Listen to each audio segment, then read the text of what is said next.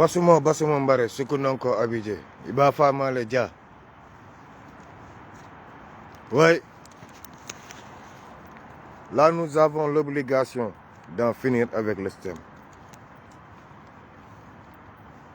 Nous avons l'obligation de terminer avec ces régimes. Nous avons l'obligation de nous débarrasser de la France-Afrique. Tel est mon combat de toujours, la France-Afrique. Des fois, les pseudo, soi-disant intellectuels, tu mets des postes, au lieu de réagir comme les autres pays africains. Mais on passe. Là où nous sommes, le problème est très délicat. Pourquoi tout le peuple doit se soulever? Pourquoi vous tous, vous devez être debout? Allez devant les édifices français, dire non à la France. Là, le combat ne sera pas gagné. Le combat nous dépasse. Le combat est large parce qu'il y a les oligarques qui sont là au Sénégal, qui dirigent le pays. Macky Sall, c'est un gouvernant, mais il ne dirige absolument rien. C'est une marionnette. Tuer Macky Sall pour mettre l'ombre de Macky Sall, c'est facile. Là, c'est à vous, le peuple. C'est à nous tous de nous soulever pour dire non. Comment, en 2024, un président qui demande coup d'État, Allahu Akbar, un président qui fait appel à coup d'État pour ne pas faire passation de service avec qui? Bassirou Diomaye Faye ne va jamais négocier avec toi, jamais. Sénégalais, si vous pensez que Macky Sall va organiser des élections que vous allez gagner, des élections qui ne vont pas brûler le pays, vous vous trompez, je le jure. Macky Sall, seul le rapport de force. Macky Sall, il va lutter jusqu'à son dernier souffle. Macky Sall, il impose son orgueil d'homme actuellement à travers qui tout le monde, ce n'est pas nous seuls, nous ne sommes pas seuls dans ce combat-là. Nous sommes avec tous nos frères africains et on a décidé ensemble, Burkina, Niger, Mali, Tchad, Congo, Angola, là ils ont un grand combat eux aussi à mener. On a décidé, nous, ici, à partir de la diaspora, on va le mener pour vous donner l'exemple. Ce samedi-là, on sera à la place de la République. Nous, les panafricanistes, il faut qu'on ouvre la porte. Quelle porte? Il faut que vous soyez à l'aube de l'indépendance de l'Afrique. Actuellement, l'Afrique est en train de se libérer. Et il y a des changements qui sont en mutation et on n'y peut rien. Ça va se faire. Point. Il faut qu'on arrête de danser, il faut qu'on arrête de jouer, il faut qu'on arrête de fabuler à travers des mots comme Léopold Sédar Senghor. On s'en bat les couilles de vos savants-là. On s'en bat les couilles de... Nous, ce qu'on veut, c'est un changement radical. C'est-à-dire quoi? Ouvrir la porte à l'AS. Ouvrir la porte à notre nouvelle monnaie. Ouvrir la porte aux BRICS. Ouvrir la porte à un nouveau développement. Ouvrir la porte à l'Afrique. Le Sénégal était la porte sans retour. Et je vous dis aujourd'hui un secret. Au début de l'esclavage, les Sénégalais étaient exploités, mais à la fin, les Sénégalais n'étaient pas exploités. Le Sénégal,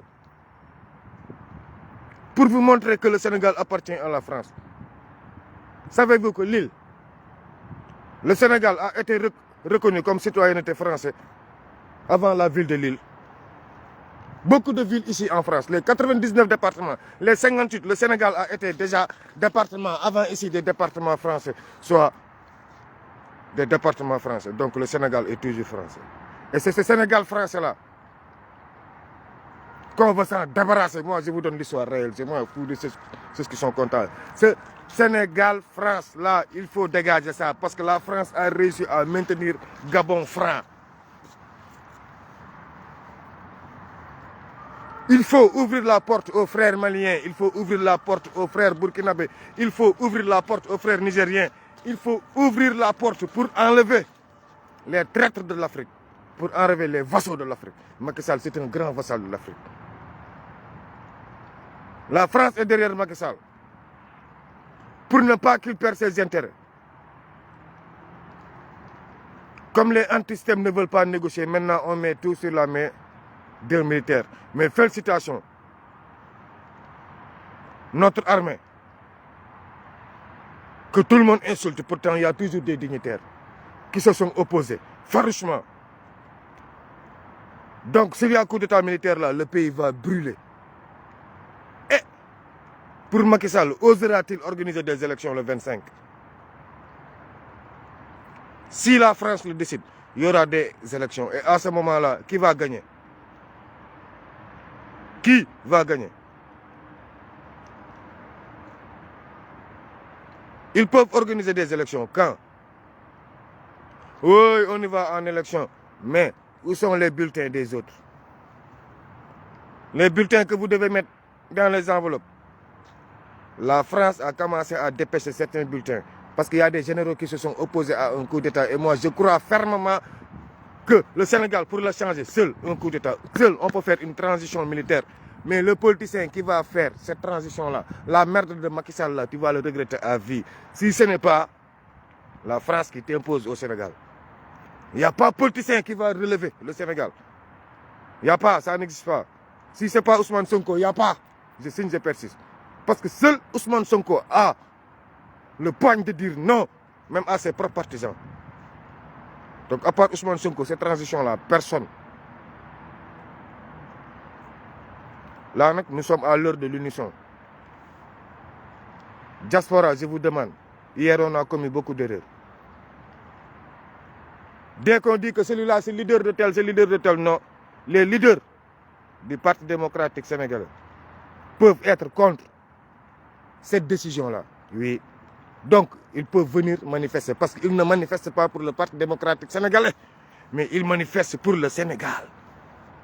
Mais maintenant, et les partisans de Macky Sall qui ne sont pas d'accord, ils n'ont pas le droit de venir manifester. Les gars, dans une guerre, on a besoin d'un maximum d'hommes. Dans un combat, on ne rejette pas. S'il y a des traîtres qui ont reconnu, et pour moi, ce n'est pas des traîtres. Ils ont cru à quelque chose. Ils ont cru farouchement, fermement à quelque chose, mais ils ont été déçus à la fin. Donc, ils ont le droit de revenir, s'ils reviennent à la raison.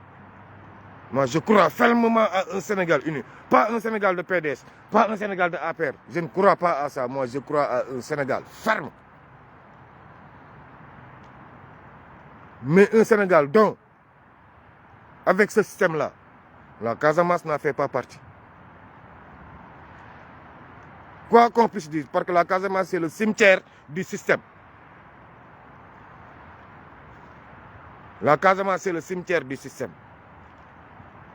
Quand il y a manifestation, pour faire peur à la population, qu'est-ce qu'on fait? On commence à tirer des balles réelles. Heureusement que cette fois-ci, ils ont tiré où? Modougueye. Saint-Louis, Dakar. Après, ils ont tué un jeune à Ziguinchor. Maintenant, avec des M16, ils tirent direct. Tatat, mais qui tire? Qui tire? Qui tire?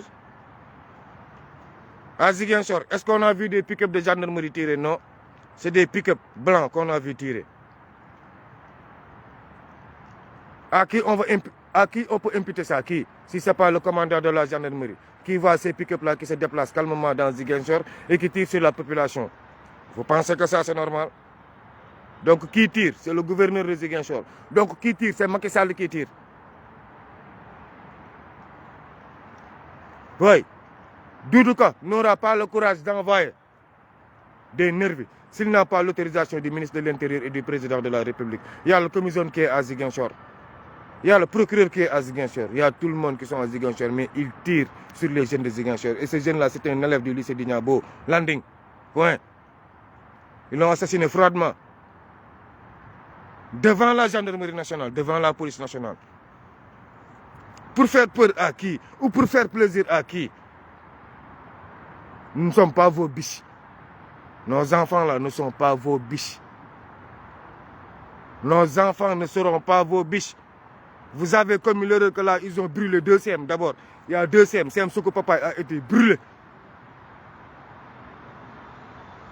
Beaucoup de suite a été brûlé. Maintenant, demain, l'enfant là, Landing, c'est un élève du lycée d'Ignabo.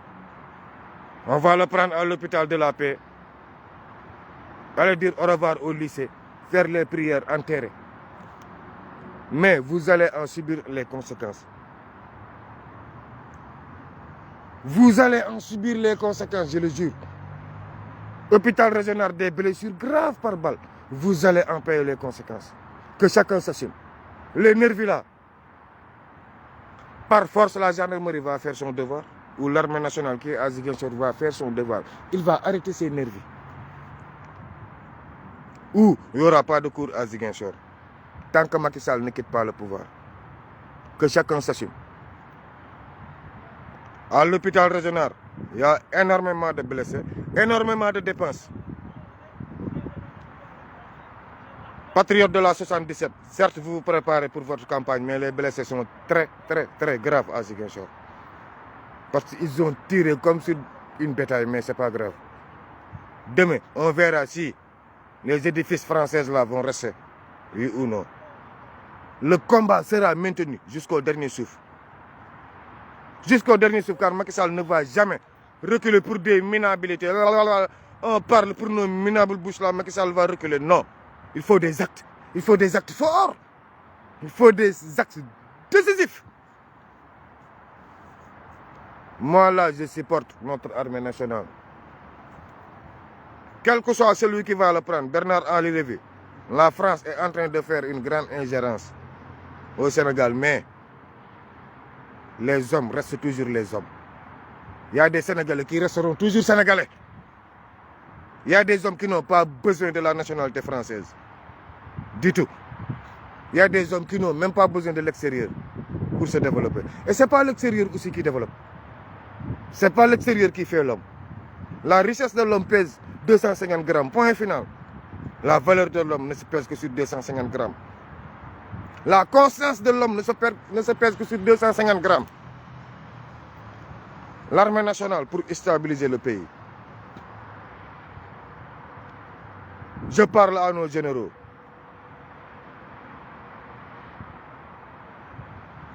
Il y en a qui sont dignes, très dignes. Tout le monde n'est pas mauvais dans ce pays.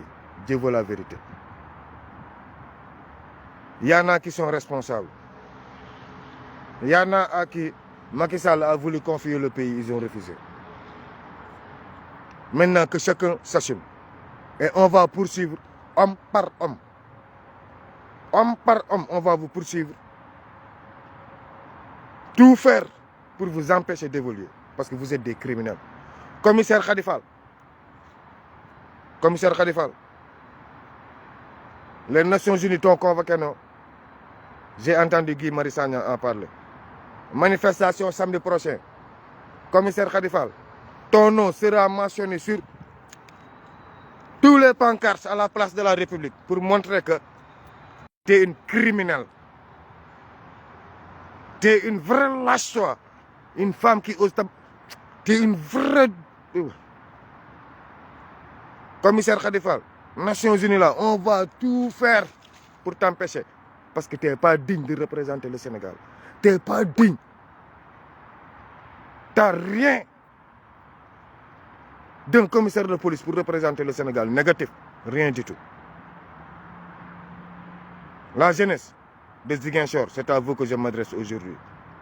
Sénégal, demain, cette nuit-là, le combat va continuer.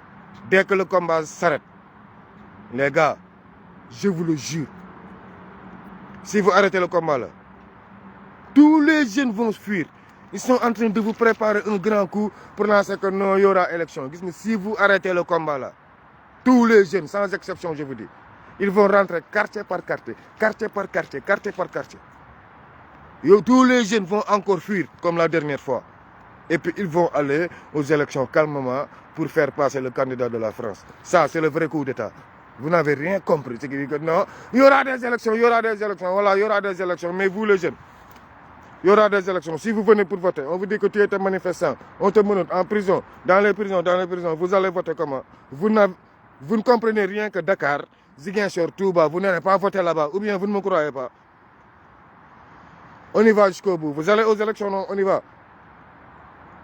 Si vous arrêtez, tous les jeunes seront arrêtés. Ils vont rentrer maison par maison.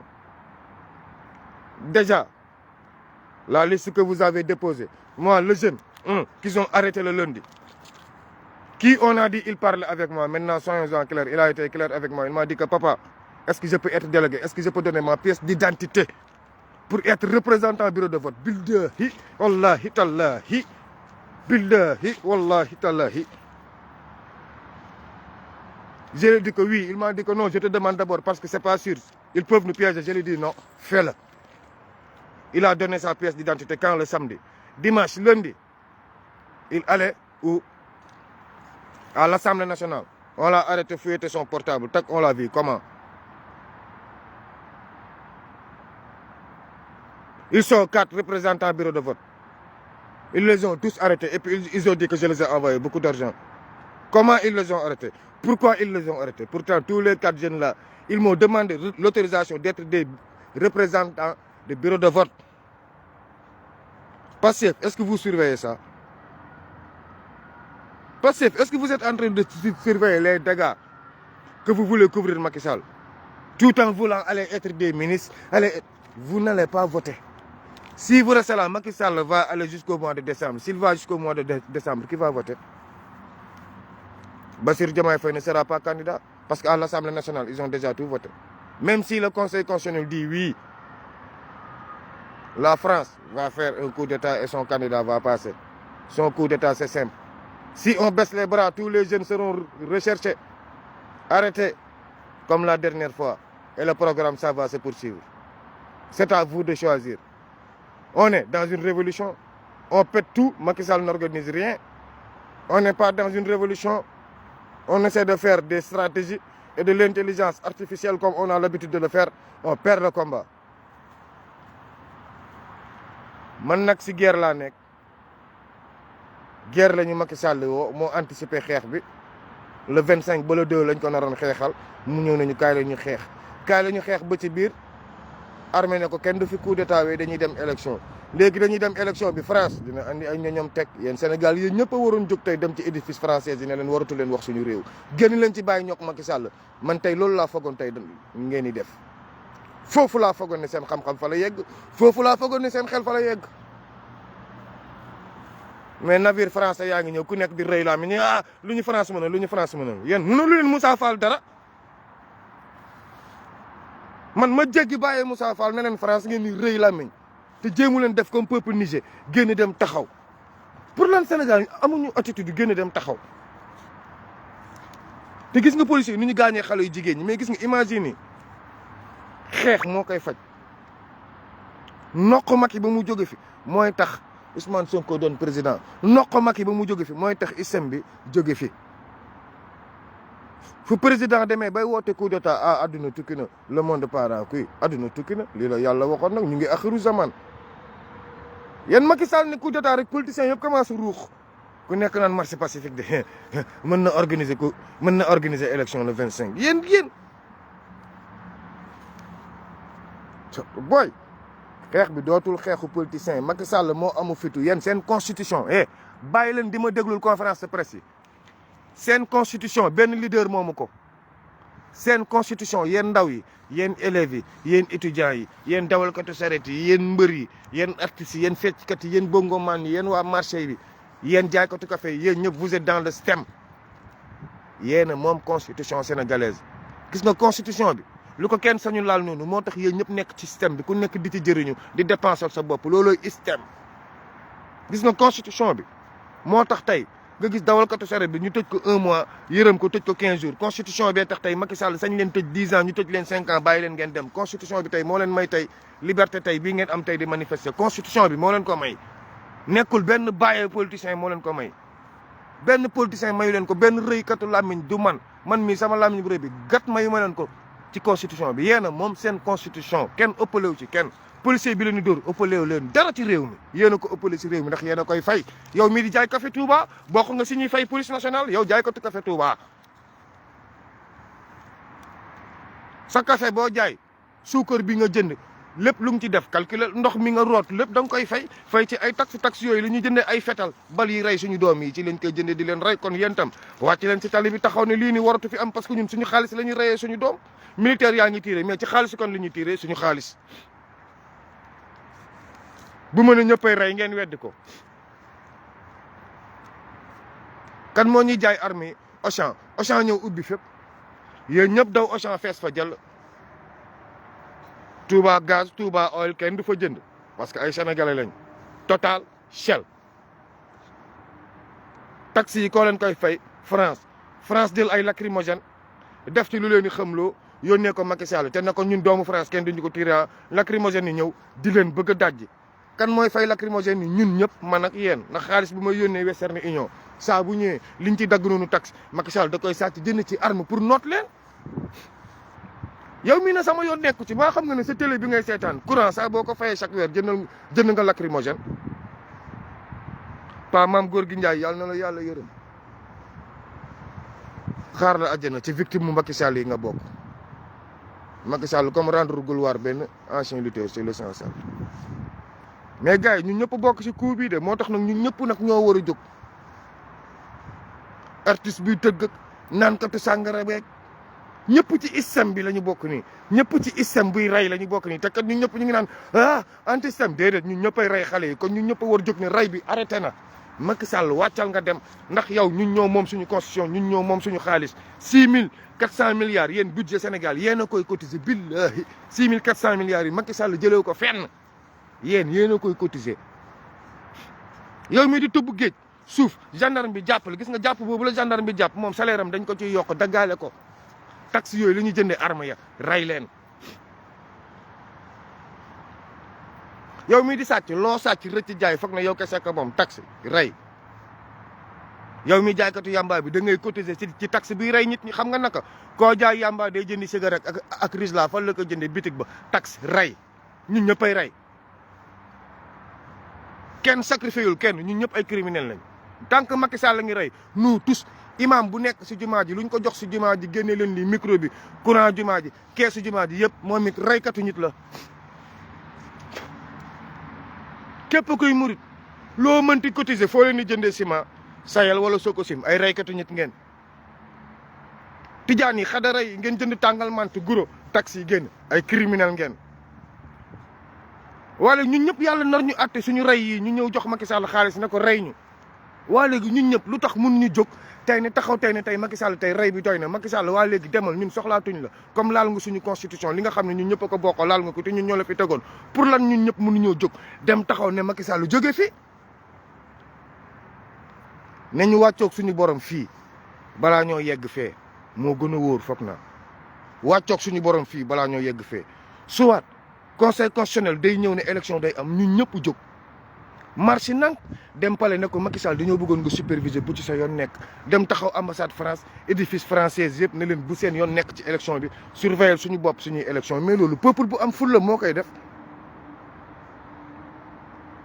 te fulla mooy jaay Dakar Fuuta amul Dakar sump la am